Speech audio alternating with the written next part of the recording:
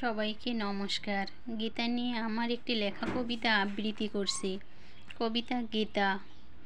জীবন তোমার ধন্য হবে, শান্তি পাবে আরও, প্রত্যেক দিন যদি তুমি একবার করে গীতা পাঠ করো।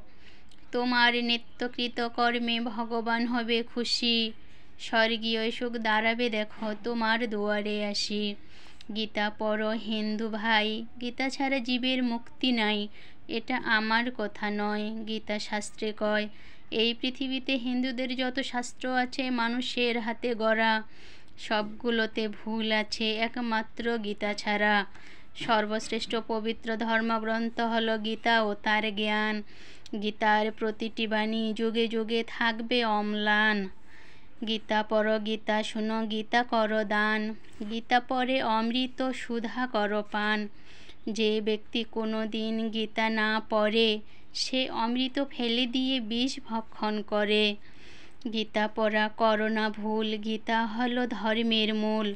যতই পড়িবে গীতা রুক্তি হবে তোমার পাপ মুক্তি। যতই করো গাড়ি বাড়ি সঙ্গে যাবে কি তাতে, ভালো তুমি কর্ম করো মরলেও যাবে সাথে।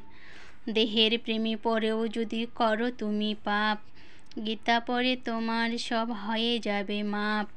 বাজি সব ভুলে গিয়ে পড়ো গীতা, নাও কৃষ্ণের নাম, পরকালেও পাবে তুমি তার দাম।